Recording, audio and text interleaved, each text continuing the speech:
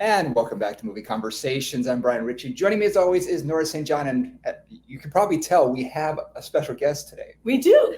And her name is Chrissy Romani Ruby, and she is a physical therapist, athletic trainer, longtime fitness enthusiast, who I have worked with many times at Pilates on tour and other ways.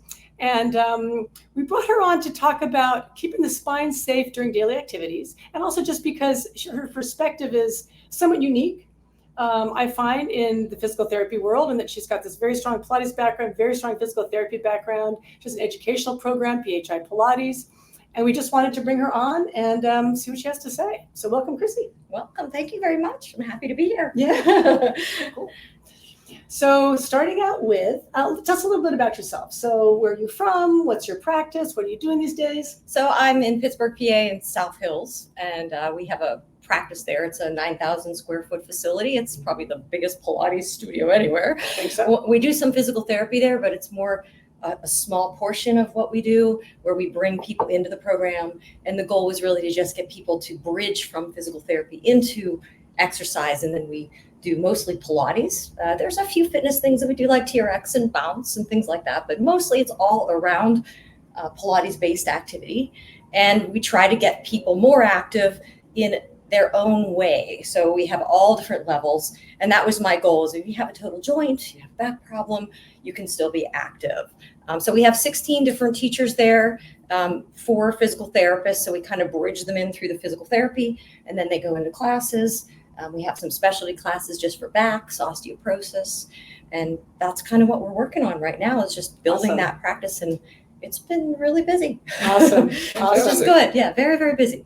This is kind of the future. This is the idealized future, right, of physical medicine, is that if there's PT, if there's an injury, that somebody can have that managed through physical therapy, but then go on and really reestablish their movement patterns with Pilates or with some other movement-based modality. That's right. Just the ideal. And it's a great way because, someone who's never exercised before, it's not intimidating. And we know that about Pilates, exactly. too. It doesn't scare people. That we can adapt to that. And they really understand that if they're coming from that environment, their physical therapist said come, or their doctor said come, and they come in and there's other people that have issues. We have a class we call the joint pain class, where you can start there with other people who have issues, and they generally graduate from that class and they get in the regular classes. And I just love seeing their confidence build. Now they're skiing and they're doing all these other things that they never did in their lives, but now they're 65 and they're just starting those things. Love it. And it's really fun to just watch people build their confidence that, hey, I can move. Yeah. And I like it. Yeah. and that's exactly what it provides, right? Yeah. And then the environment and the way that you guys teach, I know, because I know a good bit about how you teach, like that's the idea. Brian and I talk about this a lot, is how do you start from wherever they are and move them as far as they can possibly go. And one of the things I think I've really learned about working with adults, especially adults that maybe have never exercised before, they need to know why. Mm-hmm. So you can't, if you're working with a child who's doing a sport or something like that, you can just say, this is what we're doing. Yeah. And you tell them you're going to do 100 of these a day, you're going to do whatever of this a day. This is what required. Okay. But if you tell an adult that, they're not going to do that. Yeah, they're going to go why? Why? Yeah. Or if you don't give them a good reason. So always when I tell them you need to do this, I want to base it on something that says, oh, you need to do this, because if you don't, here's where we go. Right. This is going to help you prevent this. It's going to help you with this. And show them how, and now they really want to do it, and it just kind of goes. I don't have to encourage. They come in and they report, I did that, and awesome. I'm seeing a difference. Awesome. And so when we're working with these older clients or clients that have back problems, it's important that I tell them why we do the things we do, and try to change the way they do their exercise program and the way they do their life, so they can still do the things they like to do. So that gets us a little bit into our topic, right? Yes. Which is, how do you keep the spine safe during daily activities? Yes, it's a really big deal. I mean, back pain is so common, right? 90% of the population is going to have back pain at some point in their lives. It doesn't necessarily mean it's a condition that they have to have surgery for. Right. It's just mostly back it's pain. not. And mostly we hope that they don't. Yeah. I always say, please make that your last resort. Like if they have weakness in their leg or something, and it has to happen. Absolutely. You just do it. Yeah. But if it's just a pain thing and it's not into the legs bad, if you can take the time to try to retrain your movement patterns to get out of pain, it may take time, But once you change your anatomy, ooh, we have trouble. Yes. Now I don't know what to do with you. Right. Even as a physical therapist doing we studied mostly the McKenzie method. Mm-hmm.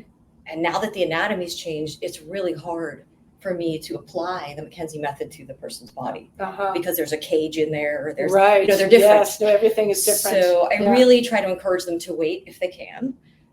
But we need to change how they do their daily activities so that first, we don't get hurt.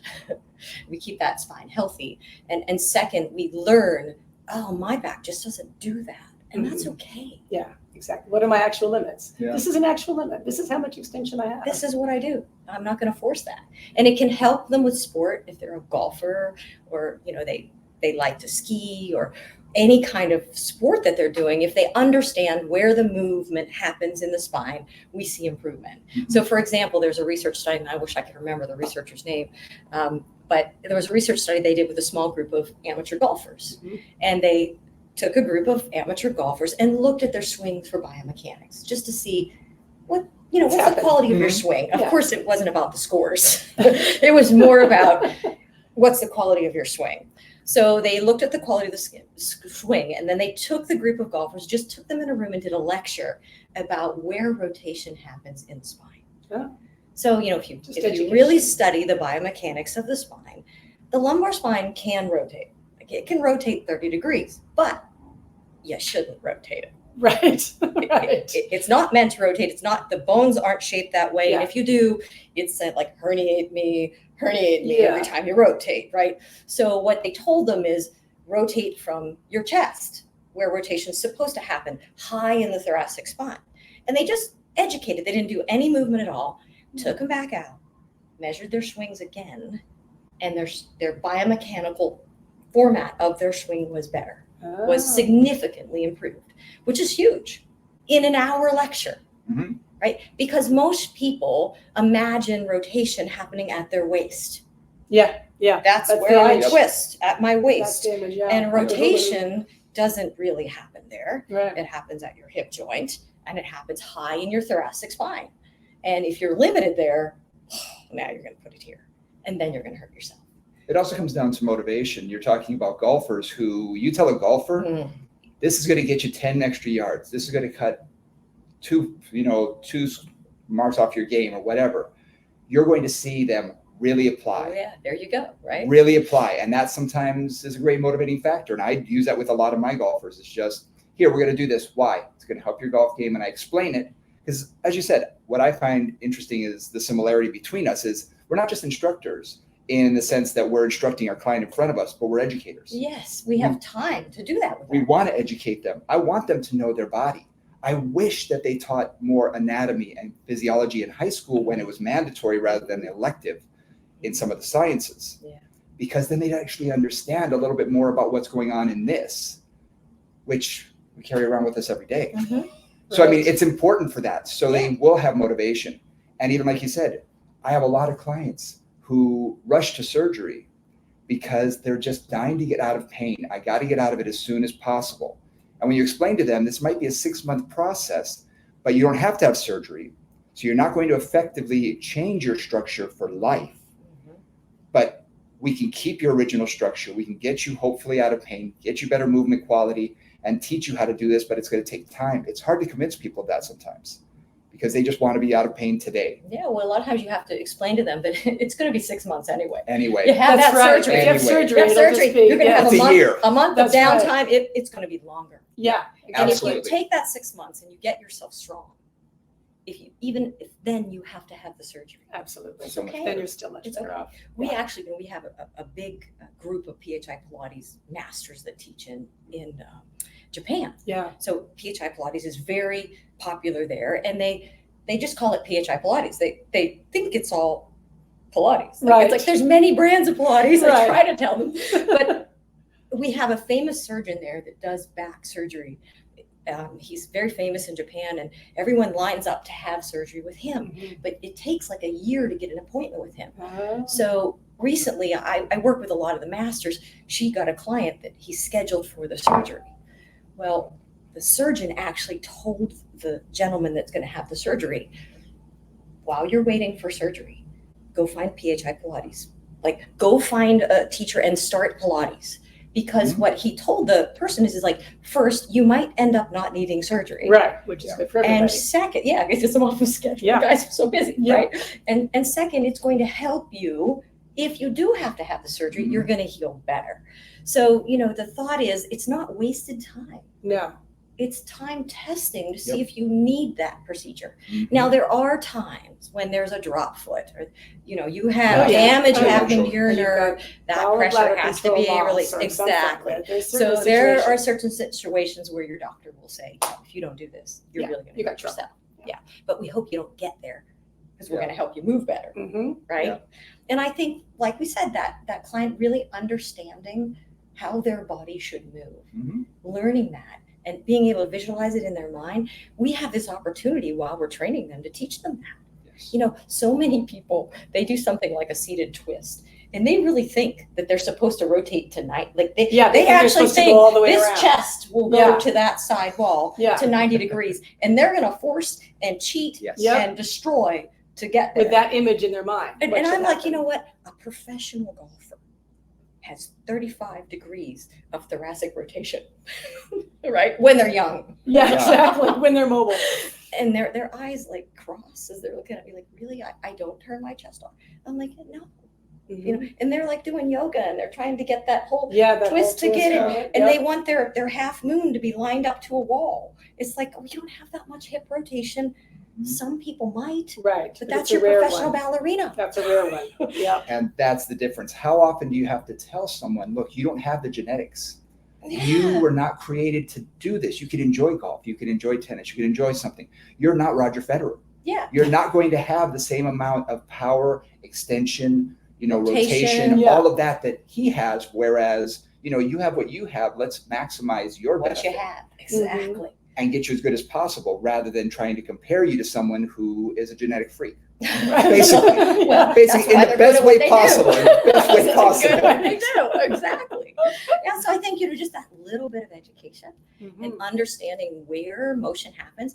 One of the big things that I spend time with golfers, I know we've been on the golfer thing, but even baseball players, anyone with a rotational sport, is they're so obsessed with having more rotation that they go into their gym or their environment where they're working out and they work on rotation. Right. And I have to pull them back. It's like, guys, when you rotate, one side of your thoracic spine extends, one side flexes.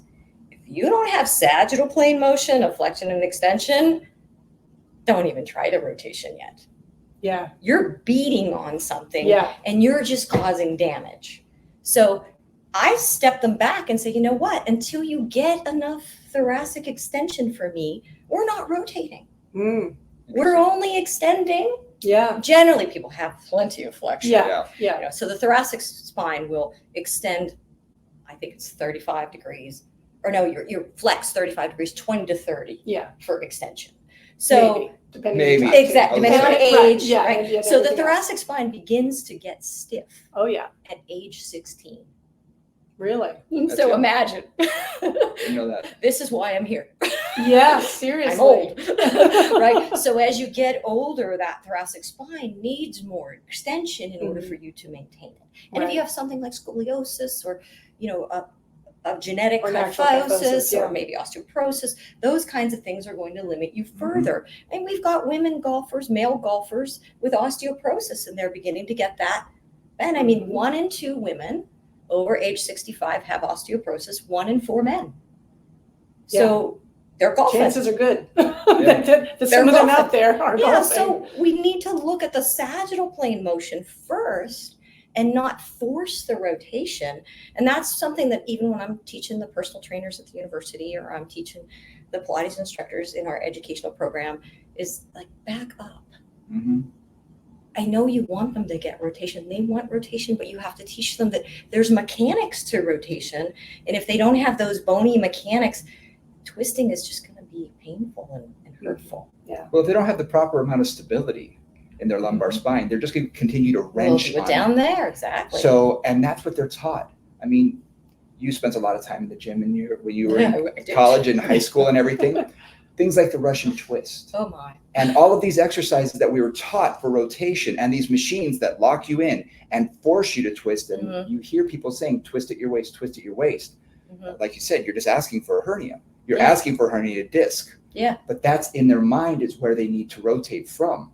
And sometimes even just gentle reminder, as you said, of turning more through your shoulders. And rotating up. Rotate up, unscrew from the turn the lid off the mayonnaise jar. Exactly. I use the image of a barber pole. The red and white lines that go up. I mean, when you rotate, it's up. And if you tell a client that doesn't know this, you can kind of see they're like, oh, that feels so much easier. There's some new motion. Yeah. Wow. Why didn't I know that before? Yeah. You know, so I think that the visual cue, the understanding of actually how the biomechanics work, like other little things like, well, I know it doesn't work for golf, but if I look to the right, all my muscles that turn me right are turning on. So if you're going to turn right, look right. Exactly. Don't try to turn and look over here. No. You know? Now the golf thing, I don't know if I understand why they look down while they're swinging the ball.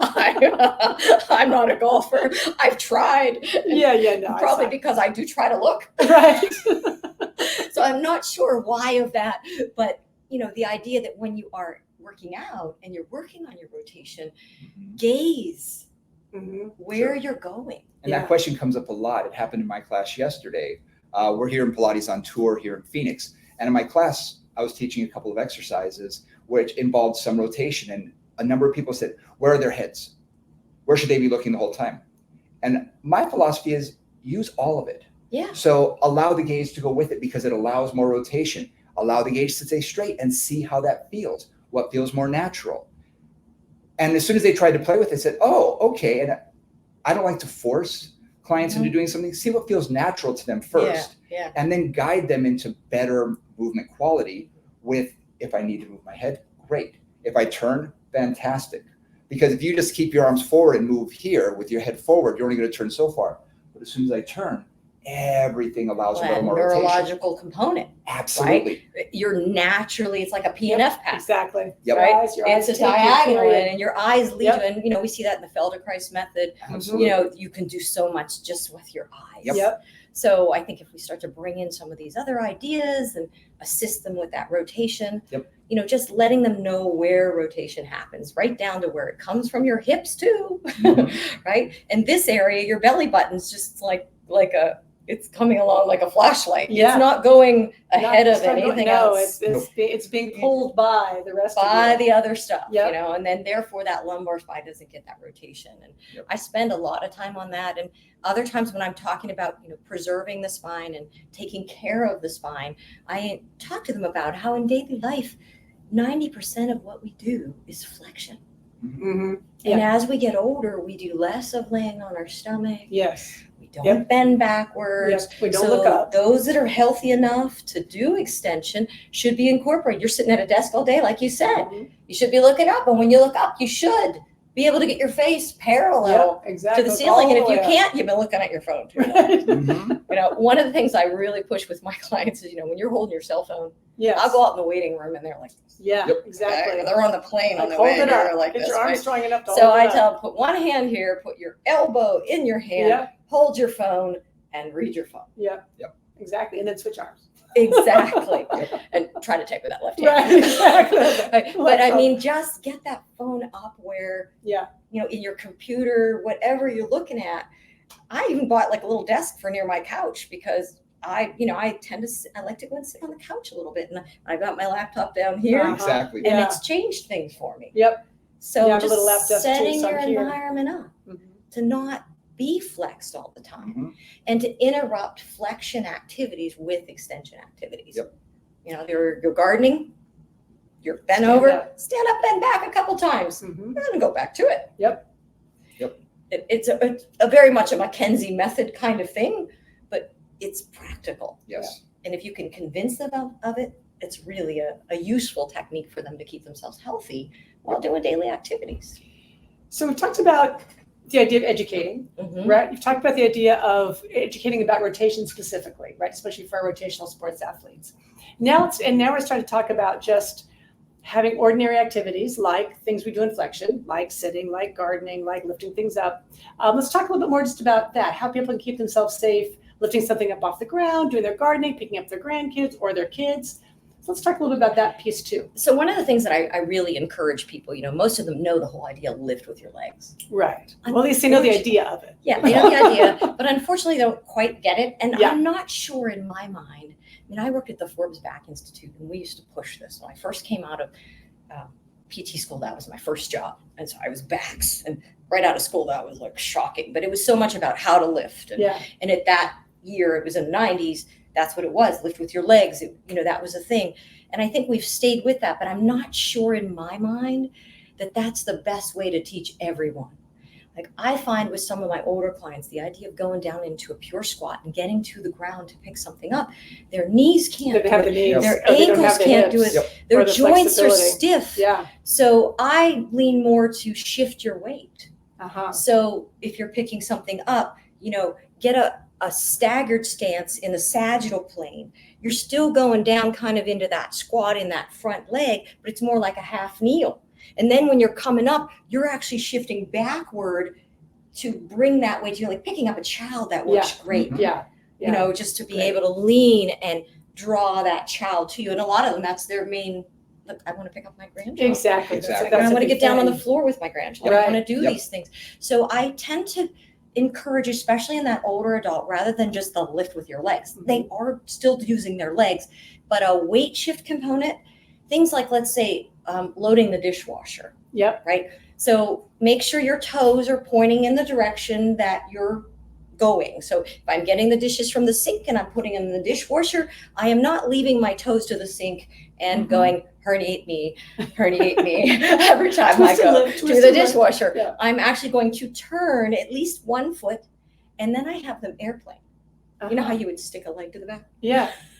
So which is great exercise, and the spine is stable and the hip is doing it. And they're counterbalancing. Yeah, and it's kind of, okay. Mm-hmm. And you see my clients in their homes, I'm sure it's just funny. Like if you watched me in my home, it's really funny because I'm incorporating all these little things because my spine, I feel it. I was a power lifter for years in college, and I paid. I definitely, my discs are feeling that. I know I have some degenerative disc disease and things like that, but I am not in pain. I can keep myself out of pain by doing the right things, by interjecting extension, by being sure that I don't spend time in flexion. I sit with a lumbar roll. If you saw me on the plane, like Cassie and I coming here on the plane, we had our lumbar rolls strapped around our backs through the airport. So you do what you need to do and you're not embarrassed about it. Yeah. And you'll see this. I mean, LeBron James, everywhere he goes, he's carrying a lumbar roll. If you ever see pictures of him getting on a plane, there's a lumbar roll in his hand. Mm-hmm. So I use that with my clients. I'm like, professional athletes do it too. If LeBron James can do it, you can too. Exactly. That's what I say. So a lot of that daily life activity and just picking what's good for that person, because maybe the lifting with the legs, like we said, isn't possible. Mm-hmm.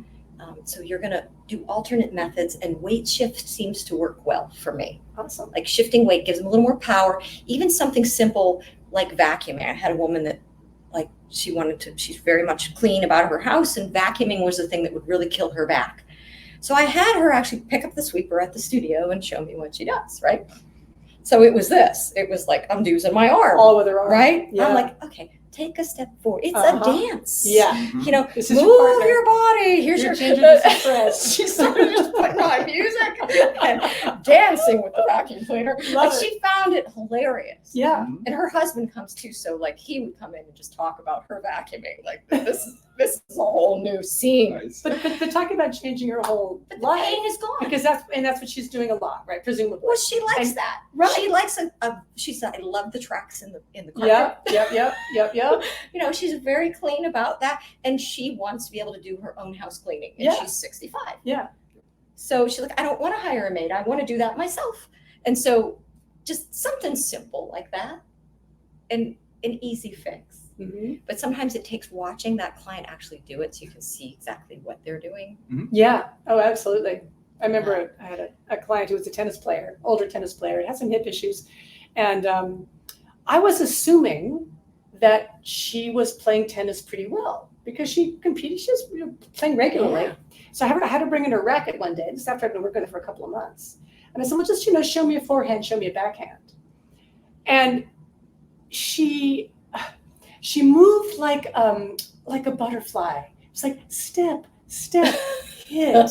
The legs were step. just Oh floating. yeah, and there was no hip flexion. No triple And there extension. was no, it was like, oh, I see. But until she did that, I was assuming that she was playing She had the tennis. The image that I had in my head about a tennis player. Mhm. She's been playing for years. And to watch her, it's like, oh, we've got some work to do, right? But it wasn't until I saw her do that I realized, oh, this is what we need to work on.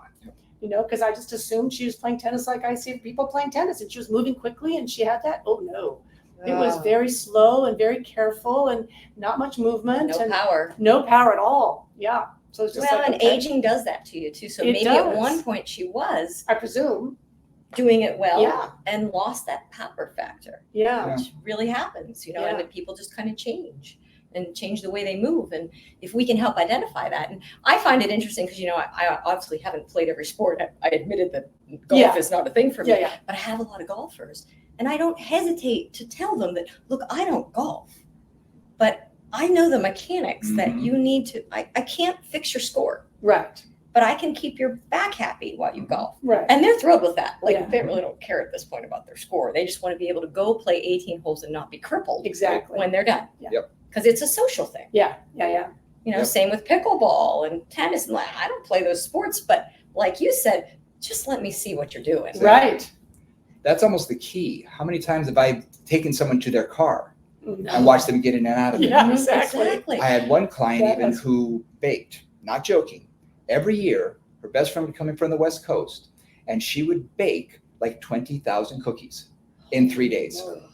They would do it for everybody that they knew, and it was their Flexion. Oh, plus standing. And- incredibly wealthy marble floors. Oh, good Lord. And she Makes my back always- hurt just thinking about it. Yeah, she always complained, and finally, Ask I'd never gone to the house. Right. She invited me over, and I was working with her son too, and I saw the floors, and I went, "Oh, this explains a lot." Now I know. I saw how big the kitchen was, and I said, "Oh, okay." So I made her get those soft mats, Yeah. and she goes, "But they don't go with the decor." I said, "Oh, it's okay. You hide them, When people company's come over. coming. Yes, you use them Exactly. when you're baking. but Right. and she goes, "Oh," and she said it decreased it probably by 50 to 60%. But that's great. But it was huge. Yeah. For her, that was huge because she could take care of herself. And again, who decides to bake for 3 days nonstop and, And expect not, not Right. to not hurt? to feel something. Yeah, Yeah. It's exactly. like gardeners who out of nowhere go into the It's garden spring. for 3 days. Yeah, And then when we- you're doing new yeah. activity, you're going to be sore. Exactly. But watching them, know what their environment is like, know what kind of car they drive. I ask that all the time. If they drive an SUV versus a sports car.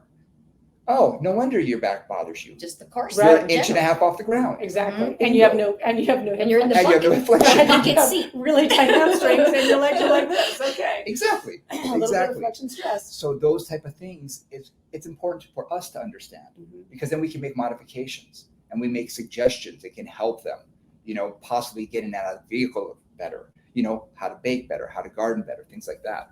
Yeah, just education. Exactly. Right? Taking the time to talk to them. And I think in the medical system, there's not a lot of that time. No. The time is These doctors, unavailable. they're testing and they're doing the vital things, Yep. but there's not that family doctor that's really knowing the person Yeah, and able to do that discussion. So you kind of become that for people. absolutely. And because we see them regularly, I mean, I have clients who've been coming to me twice a week for 17 years. Oh, yeah. Exactly. I mean, as a PT, that's Uh-huh. unheard of. No, yeah, that doesn't Right? As a happen. physical therapist, That like doesn't- 6 no. weeks, high five, bye bye. Exactly. And that's why I do what I do, because I don't like to say bye. Right. I want to see how it all turns out. And you want to see the change. Yeah, my oldest client, love her to death. She just passed away. Oh. She's been a client of mine for over 22 years, Wow. 95 years old. Her and her husband both came, but just watching her go through the stages of her life Yeah. and all the things that she had, and I'd see her come through, and I knew her history.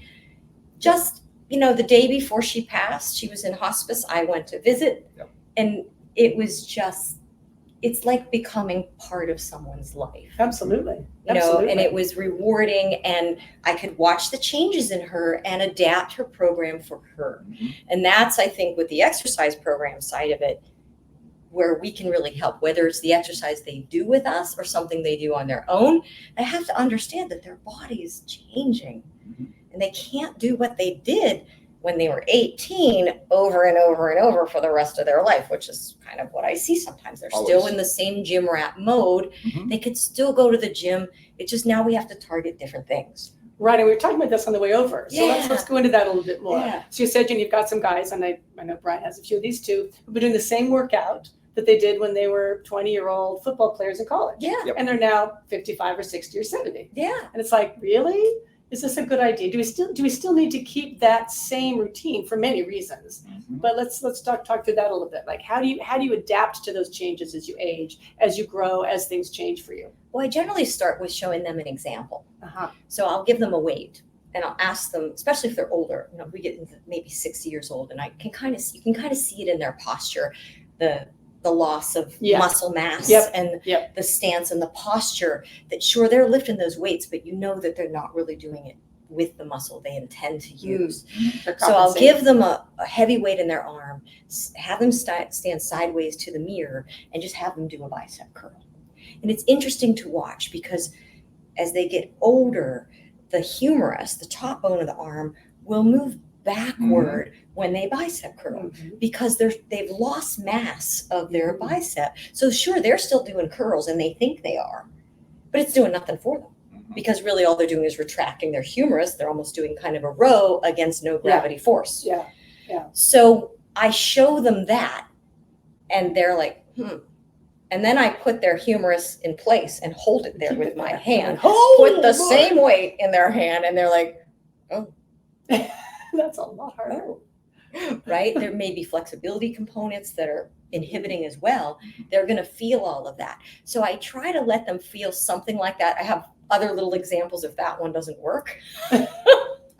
Because you got to show them how they're aging. Well, not just show it, but I always say if they can't feel it, they can't change it. Exactly. Nor do they want to. Once you point it out and they can actually see, either visually or feel, like, oh, that's totally different. That's when they can actually change. Now they're drinking the Kool-Aid. Right. Now they're like, oh, now I'm on board. Yeah. I'm good. What do I do next? Yep.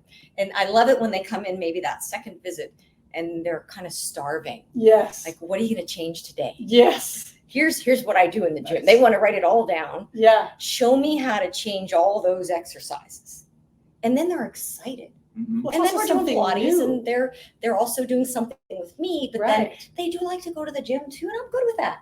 The more activity you can get, the better. Go bike, do something else, but let me tell you how you could make it more biomechanically effective. Well, and variety too. I mean, you think about any of us who've done roughly the same workout for a million years. Yeah. Like, the body adapts to it. You stop changing. It just stops doing it for you, right? Yeah. It becomes maintenance maybe, or it just becomes like kind of doing the same thing. So variety, change, making them think about it again, get that mind-body connection reactivated. All of those are going to make a difference, even if you don't change radically the program. Yeah.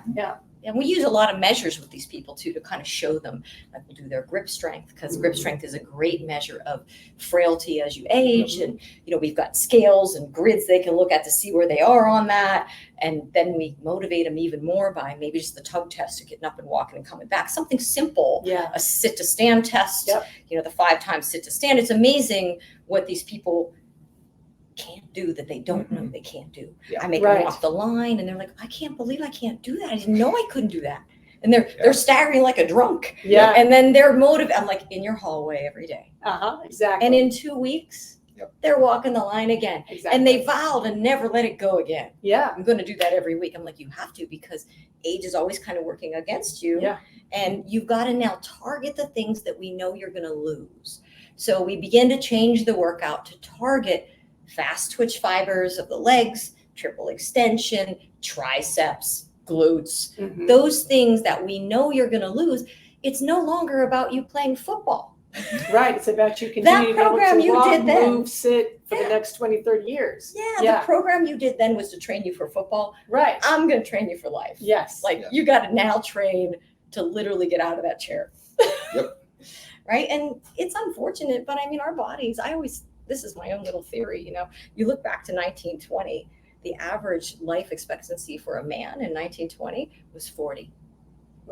The average life expectancy around now, I don't know what exactly it is now, but is 79. So we have stretched the life of this physical body. Yep, the assumption of how long you've got to keep it going. It's going to stay alive, but Right. do those knees really handle Exactly. that? Do the muscles Yeah, really are you stay able with to that? do what you want to do up until whenever? Yeah, I mean, I really only want to stay around that long if I can. If I I can can keep still doing do it, yeah. something. Move and think, Yeah, right? I need both of those things, Uh-huh. right? And we have to practice those things. So, I try to encourage them in that way without making it depressing. Sure. It can be a positive experience. Just because you didn't measure well on your grip strength today doesn't mean that we can't improve that. Mhm. And then there's this little motivation and maybe a testing coming up. We're going to retest you in We're 3 weeks. going to check you out in a little bit just to make sure you're doing your stuff. We're going to see if you actually make a change. And if you don't, maybe if you are doing your activities well, maybe we need to bring in nutrition or we need to bring in some other kind of help for you. Yeah. There may be some reason that you're not maintaining when we're trying to give you what you need. Yeah. I also find giving them examples in whatever sport, whatever they're interested in, even if they're not, some of them love tennis. Yeah. They don't play it, but they love to watch it. Just say, okay, Roger Federer is how old? Mhm. Do you think he trains today the same way he trained when he was 18? Right. No, there's a lot more recovery. There's a lot more massage, nutrition. He travels with all these people for maintenance because it's his job to get on the court. So for him, it's all about recovery, strengthening what he has, and being able to snap back and have that resiliency the next week or the next match, which is important. Tom Brady, any of the older athletes, Mhm. I try and find out what they're currently doing because it's an easy way for me to say, well, look at even someone like LeBron, who isn't a young guy anymore. No. And you say, okay, he's training a lot differently than he used to. And he has to because his body has been run like a thoroughbred Yeah. for so long. It's breaking down. It's breaking down a lot faster. But he still has skill. But he has skill. He has skill. So Absolutely. he'll be fine if he can keep things operating. Yeah, Absolutely. exactly. And we will be Because he's fine. got this. He's Yep. got the tactics, he's got the strategies, he's got the insights, he's got the brilliance. Yep. But you got to keep the body The able to mechanic- fulfill yes, that. Yeah, Exactly. facilitate that. Keep it healthy. Yeah. Yep. And it's a great way just to get them to understand your body's changing. Yeah. You are getting a little older. Even the greatest people of all time had to modify. Mhm. So we have to modify yours. So maybe we'll put in a little bit more stretching, a little bit more release work, a little bit more whatever they need. Yeah. And add an active recovery and things like that. So they say, oh, okay. And then they can think in their head, well, I'm training just like Yeah. so-and-so. Exactly. That's a great way to. That's a great way to do it. It's a motivator Yeah. for certain people, not Yeah. everybody. Yeah. Because not everybody Cares plays about a sport sports or and whatever. Yeah, and you have to tie it to that person. Yes. Yeah. Just like anything else. There has to be a reason that matches for them. If it's picking up their grandchild, Mhm. it's all Mhm. about their grandchild. If Yep. it's, what is the thing that you really want? Mhm. Do you just want to look better? Do you want to stand better? Right. Maybe it's appearance. Yep. Maybe you want your clothes to fit better. Whatever, We whatever will wrap it motivation you around got. whatever your motivation is Yep. Absolutely. and tie it to that. Mhm. And it's still the same goals that are still going to help you in the long run. Yeah. I had a client who was, her husband was a very well-known attorney in the Bay Area, and they like to travel. They like to do kind of major adventure travel. Like they would go to the Azores, and they would go to these funky, weird island places, and do all this kind of crazy stuff. And she was rather short. She was under 5 feet, and rather round, and had arthritis like everywhere. So there's just issues. And her major thing was, this was her goal: I need to be able to get in and out of buses. Mhm. Right, because buses are often a pretty those tall big step. steps. Yeah. Right, you kind of like That's a reaching up. huge. That's a huge thing. Yep. And so, in her case, for her, it's like, okay, well, we're going to do the chair every time. Yeah. Standing, right? Exactly. Just standing first. We just put the pedal down, little standing press downs, and we do some little lunges up like every time. And she's like, I hate this. It's like, I know, but just think about that bus, Yeah. and You want to Calcutta. climb that stair. right, you here want to go. climb that stair. You need that. You need this. But it worked. It Got her worked. motivated, Exactly. right? It got her motivated, so she would do it, and she was like so thankful. She'd go on her 3-week or 6-week vacations because they'd go on these crazy long vacations. She came back and said, I got on every single bus. Reminds me of a client that I have. Her husband sees me regularly. He's super active. He's a roofer. He's over 65, but he's Well, extremely active, and he's on the roof all the time. yeah, At 65, yeah. and he's great. Like when he started Pilates, he sent me a picture of him on the peak of a roof doing airplane, Oh my gosh. and I'm like, please don't He's do he's that. got no fear of Please don't heights do that. at that So point. his wife then started coming, and she's very fit and active too, but she has trouble keeping up with him yeah, I because can see he's that. like a gnat. Like he's just going, man. And her goal when she came in is, I need to train to keep up with him. Yeah, there you Like, go. he's dragging me on bike rides. Yeah. And he's, I Yep. was like, yeah, I know. I'll slow him down. I'll and try. We'll speed you up. Yeah. But I mean, really, sometimes you're just training to be able to keep up, to do the things you really want to do. And that's okay. And I think that all of us need to do it. If we don't, there's a point where we suddenly just get old. Yeah. I had a client say that to me the other day. His wife had COVID and she now has long COVID, and they're older. And so because she's been in this state of long COVID, they were people that would travel, like go have do adventures. something. They're in their 70s, Yeah. and, go do something. And he's been tied at home. And he's like, I hope this doesn't make us old. He said that to me. I felt sad. I was like, it's not going to. We're going to get her going. Right. We're going to get her there. Right. And she's doing better, but it's a scary thing because you is. can lose that. Oh, If yeah. you don't stay on it. It really only takes 3 days to lose strength as an older adult. You start to get over 65, 3 days of inactivity, you're already losing a little strength. Well, they say, for a normal, healthy person, it'll take you, if it's 3 weeks, it'll take you 3 months to get back. Like, so you're in a cast, you're immobilized, right? Yeah, you had surgery, Yeah. whatever. And you get to 65, and It's faster.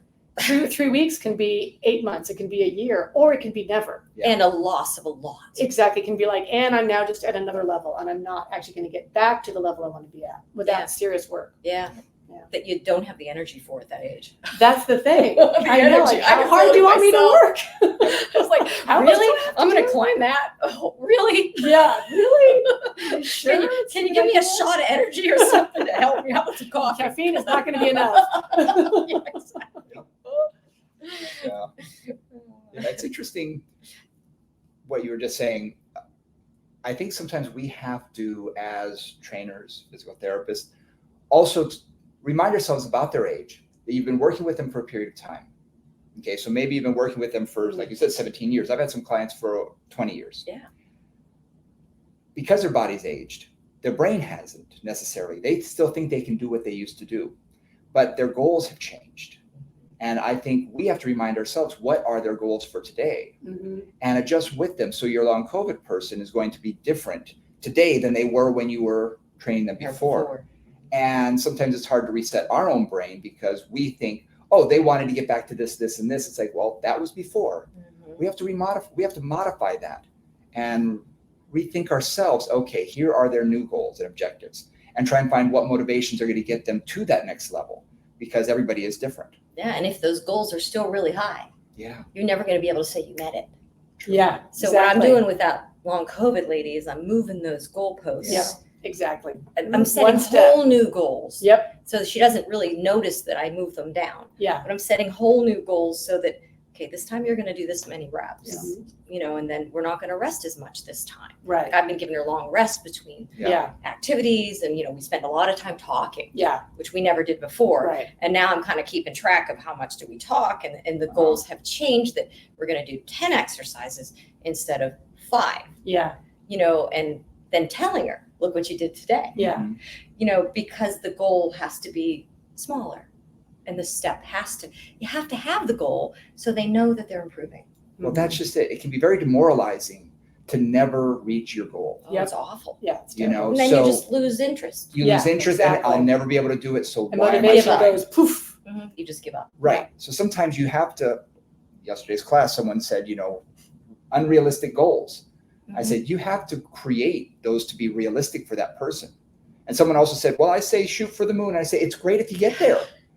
But if that's your ultimate goal and you never achieve it, that can be very demoralizing for people. And sometimes their goals are irrational. I had a young girl. Sometimes. She came Yes. in, and she's a young married woman with a young baby. I can't remember how old her baby, maybe 4 or 5. Fairly, likes to work out, thin, but her problem was hypermobility, just not enough muscle mass, right? Yeah. And doing yoga, and just so sent from the physical therapist to me. So bringing her into Pilates, she's really excited about it. And I, of course, start with, well, what are your goals? She says, well, she pulls up an Instagram. Oh boy. And she shows me this person standing on their head. Okay. She's like, I want to be able to stand on my head. Now, before she told me the goal, she told me that she was having trouble picking up her baby, trouble working around the house. Yeah. Daily life activities were troublesome. Challenging. So I took a deep breath Uh-huh. and was like, okay, you can't pick up your child, but you want to stand on your head. I said, we've got a big range. You got a gap here we need to bridge. And she was We've got a great gap here. because I really got to know her, and I could just be like, Yeah, pretty straightforward. you're being dumb. Yeah. I mean, I literally just came out and said, because she's like my daughter's age. Yeah. And so it was easy for me to be like, I'm your mom. Right. And this I'm is- saying, this is- you're being this is a stupid. stupid. So she's completely on board now, and she has just excelled. And I actually think she's going to become a teacher Awesome. because yeah, she's just, Nice. she's absorbed it. she absorbed it. And, Yeah. and now she's in classes, and the whole idea of standing on her head is just, she laughs about it. Brent and I were talking the other day, and I loved what you said, Brandon. We probably said this last podcast, but you're talking about goals and how we set goals for a client. And you said something that I really liked a lot, which is there's the goal that the client says. In this case, stand on your head. Yeah. And you're thinking, and sometimes a client has a goal that's just not realistic. Like I had a client who was 26. She just started ice skating 2 years before that, and she thought she was going to be in ice capades. And I'm like, that's probably not going to happen, right? Like that's just probably not going to happen, but whatever. Yeah, just not likely. So you have an unrealistic goal. So then it's like, okay, so that's their goal, and maybe you can talk them out of it, like you did. Sometimes you can't. Sometimes they're like a little focused and they on don't want that. to hear that. No, Yeah. they don't want to hear that. So there's that, and then the other kind of side of goals. There's two other sides. You talked about one. I'll talk about another one. Is what are the goals you think they need to accomplish, right? Like picking up her baby and being able to do her housework. Yeah, Okay, those are probably more critical to daily life. And then the third thing is, which is what I really loved, is in what do those goals translate into in terms of what you're going to do in terms of your program, right? Yeah, So what are yeah. the skills then that I'm going to try to develop so they can do what I think they should do and what they want to do, Yeah. right? So that whole process of there's like 3 levels of goal setting in a way. Definitely. Yeah, And making them realistic. and making them for sure. realistic and stepwise. Well, like you said, if you have that person that really, they don't want to let go of that goal. Yeah. One thing I did with this young girl, in addition to me just saying, right. being her mom. This is not right. And then after I became her mom, I thought, maybe not good if she's only with me. So I put her with my daughter as perfect. a teacher Perfect. because they're about the same age. Yeah.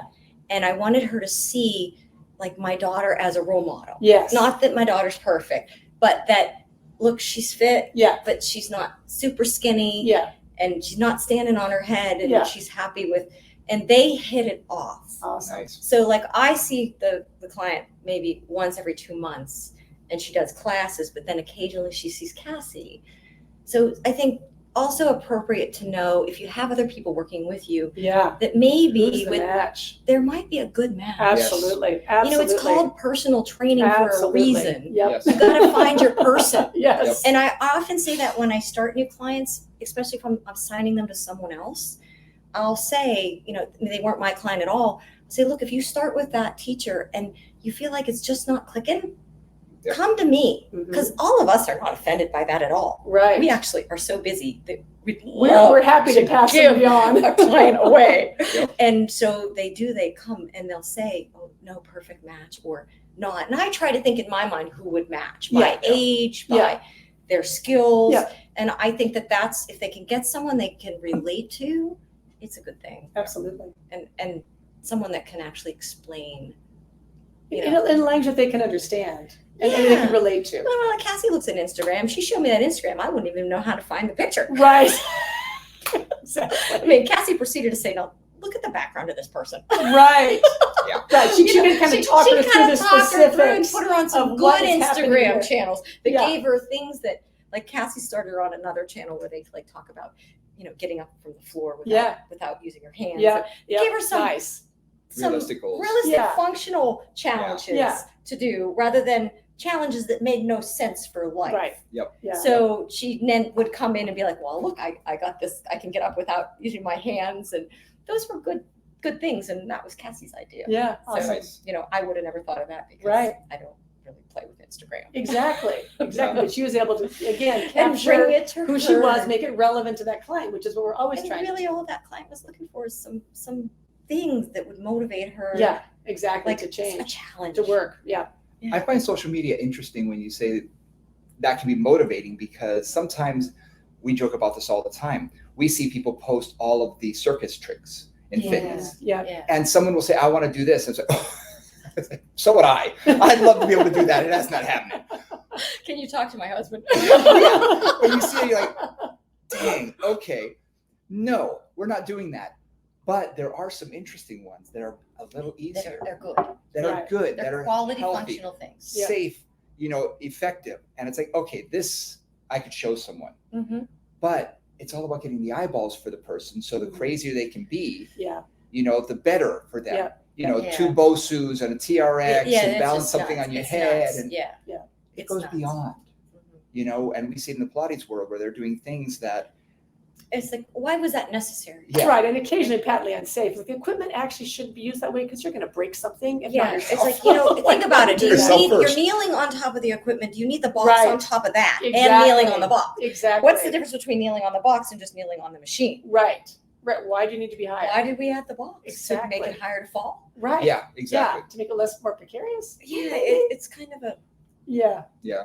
Poorly thought out. yeah. So sometimes I have to pull my teachers back and say, Yeah. okay, let's think. Hang about on. it, Yeah, let's think about this. When I used to work for AFA, we had these questions that we would ask about every exercise. And it was, like, what's the purpose of the exercise? Is it really doing that? Mhm. And then the third question was like, does the risk outweigh the benefit? Yeah. Right. Which is I love that. So I teach those 1, 2, 3, questions, man. Yeah. and then at the end, are you doing that? Right. Right. So there's 4 questions. Yep. And if you ask that about what you're giving your client, Yeah. what was your goal? Is it doing it? Does the risk outweigh the benefit? Yep. If you can just answer those things, do I toss this over my shoulder and say never again? Exactly. Or this is a good exercise? Or put on Instagram and say, not for the faint of heart. Yeah. Like, I am doing this for Instagram because it looks I want to good. get followers. Right, because it looks good, period. That's why I'm doing this. Not for every Not body. recommended for the rest of you. Everybody, Yeah. exactly. For us, I always remind my staff, I say, is there greater than like a 2 to 5% chance that this will cause injury rather than benefit? Yeah. And a lot of people say 20%. No. I want down to like less than 5%. Because if there's even that chance, there's a million exercises. Choose something else. Oh, yeah. There's And- so many things you can do. There's Boy, you want to work the repertoire's glutes. endless. You could name endless things. Exactly. If you have to be propped up on something with a strap around your leg and falling off, I could get that with you laying on the floor doing a bridge. Exactly. Right, exactly. Nice and safe. All 4s, leg lift. Yep. Add a It's little still ankle working the weight. glutes. Right. Yep. It's not It gonna. doesn't it's not have gonna to hurt feel like you. a circus act. No. And that Novelty may is feel just fun novelty. to the client once in a great while, as long as it's safe. Mhm. Yeah. But if it's not beneficial to any significant degree, Why bother? then neurologically they're going to be fighting it the whole time. They're not Yeah. really learning anything. They're not getting much benefit from it except for, yay, I did 1 rep. Yeah, and they might get hurt. And Yeah. they might get hurt. And then That's we're the big set one. back by Yeah. how many months of Yeah. broken bone or whatever Yeah. happens, right? Exactly. It's no fun. Exactly. No, that makes a lot of sense. Yeah. And clients, for the most time, I always say this, clients do not generally get bored as quickly as the instructor does. Yes. It's true. Right? Clients Uh-huh. need, again, you can modify something by just adding a little arm choreography or changing the order of things. Yep. And they're like, woohoo, or adding a toy. Oh, we're going to put something between your ankles. Oh, it's a whole new exercise. Right? For the most part, they don't get bored. They don't. It's And the instructor who's getting bored true. And mostly. my longtime clients, they love to do the same. Yes. I might change 2 exercises in a Yes. repertoire of 12 Exactly. in a class setting Exactly. each time. That's just to what- give that's- them, here's 2 Yep. new things I say today. about 80-20. And then everything else, we're Mhm. repeating the same thing so that they can really get it. Yes. Mhm. They can connect their mind to Yep. their movement, and then they fine tune it. It's perfect. Then we throw it out. Exactly. And we replace it with something new. Exactly. But- But you have to give enough repetition for them to actually learn it, Well, because yeah, the body is learns. I always say the brain learns quick, the body learns slow. Yeah. You got to give it the chance to actually make the change and figure the thing out. Then you can let it well, go. this is a constant thing with me and Yeah. teachers. Yeah, exactly. It's Me constant. too. We have meetings, and it's just Uh-huh. like, guys, I've said this quit before. changing it so much. Like, Yeah, stick to some of the basics in every class. yeah, Give them the basic movement, Mhm. and don't fuss with fancy stuff so much. It's Mhm. not that important. right. I Yeah. have a few instructors that they're bored. Yeah, Right? they're bored. Yeah, They're it's the not, ones. not about the clients. Well, when you've Yeah. seen 8 clients today and every one of them has done a row. Yeah. By the 5th or 6th person, I'm bored with the row. The person in front of me hasn't done it yet. I'm the one Right, that's and they You're might, have, bored. they might have done it for a week and a half. and they may have done it for a week or Right. whatever. Yeah, So for them, it's the most beneficial exercise we can be doing at the moment for whatever they need. right. But my brain is like, It's like, oh, oh, I are gotta we do doing this this again. again? I'm going to say those same cues again. Exactly, but no, But this is your job. it's This is my what job, you do, and That's you're your good at it. job. and it's the person in front of me. Exactly. It's Exact. what Different they views. That's what's important. Yes. It's not you, it's them. It's them. That Yeah. boredom can really get you in trouble. I Yes. was an instructor that comes to me a lot with new ideas, right? So we do this trampoline class, Yeah. and her new idea was to wrap a TheraBand around the knees while jumping on the trampoline Oh, Lord. because that'll work the legs more. And Oh, I'm thinking, Lord. well, what happens when you accidentally come to What the edge of the happens when you trampoline? do You need to step off. anything. You can't. You can't because you're gonna tied in your fall legs. You're all the falling way right on your down face. off the trampoline. So Here's a pair of I handcuffs. Do it with this. I had to set a rule at the studio that Yeah. if you're on the core line, Talk about risk reward. you don't use things in your hands because you've got the ladder. Right. Like the core line is meant you do arm work with your hands on the Yeah. pedals. Yeah. On the trampoline, you don't hook a TRX up, put your hands on the trampoline, your feet in the TRX. Right. It's not. It's just This there's no one need for particular this. instructor There just is no keeps need for creating this. these crazy things. I'm like, how did that change the benefit? Right. So I've actually had to set these rules that certain things on You certain cannot combine equipment these two cannot things. be combined. Yeah. Like you don't do that. Yeah. Yeah. It's And it, but the rationale, I'm like, what is the benefit of that? which And is they can't even explain. No. It's fun. why exactly. It's fun. Well, we are here to have a little bit of fun, but not at the risk of someone getting hurt. No. So yeah, it can be crazy when they start to get bored. Mhm. It's really bad. I keep wanting to put under a lot of those, like, if you just tell me why, like, why or what's the purpose? Like, I just want to answer. And I like your risk reward. Like, does this meet a risk reward appropriate balance here? Yep. Oh, And I've told Nora this. We have why days. I call them why days, where I'll walk behind one of my staff and I'll just say why and walk away. And they have to come to me and tell me why they were doing that exercise with That's that great. client. At that Give time. me a purpose Mhm. at that time. Because if you don't have a why behind the exercise, you're wasting your time, their time, and their money. You know what we call that in our studio? Meaningless movement. Yes, I love yeah, I love it. Meaningless. And I a lot of love times that. we'll be like, Cassie and I'll be watching something on Instagram or something. Yeah. Like she'll look at me and I'll look at her like, meaningless movement. Yeah, exactly. Why? Yeah. It's burning calories. Yeah. That's about all it's Yep, doing. yep. Exactly. It has Exactly. to have a reason, a purpose for that client. Yep. Yeah, exactly. You know, Yeah. maybe it's a coordination thing, so that would be okay if that client needed There's coordination. lots of reasons to get crazy if that's what they. I mean, if they need That's what complicated they need. motor That's what they control for but that's some what they reason, need. fantastic. Exactly. Yep. But that's why. And again, there's lots of whys. They can Mhm. answer that many ways. Yeah. But that why has to have an answer. Yeah. Yeah, we just chuckle when we see it. It's Yeah. it's kind of a laugh because it's like, wait, what are you thinking? Uh-huh. Exactly. The inside jokes. Yep. Exactly. You have to have them. It helps you get through it. Yep. Exactly. He's kind of looking at you to go, MM. Yep. Nice. Nice. Well, I want to thank you for coming and Yeah. talking with us today, explaining a little bit about your background, but more about your philosophy. And I think that's what we got a lot out of this is your train of thought, how you train your people, and not only your staff, but the people in front of you. And I love finding out how people do this in their setting, because then I can take some of that and apply it to my studio in DC, and we can do that. And everybody who's watching and listening can do the exact same thing, which is fantastic. Right. I mean, a lot of us started from scratch and had people that we mentored with. Correct. And Absolutely. that way we don't have to start like at that scratch place. You can Yes. get a little ahead and then add to that and Yeah. share it. That's the idea. The idea is Absolutely. if we all come together and kind of share the tips, Yep. can avoid the mistakes that I've done in my That I've history. done in my history, that we've all done. We've all done it. I mean, we talk about meaningless movement and stuff like that. I'm guilty too. Oh, Absolutely. We all are. I am not saying that from a place of being perfect, Yeah, but No. also a place of saying, I did that. I realize that's not. exactly. That's not It the most didn't beneficial get me thing where I can do at wanted the to moment. be. I now know a better way, and let me share that. Exactly. So thank you. Anything that you want to promote? Any social media So things we you want to actually do? just started a app, Yes. and it's Oh, a cool. Apple Android app, and it's free. It's called PHI Pilates Connect.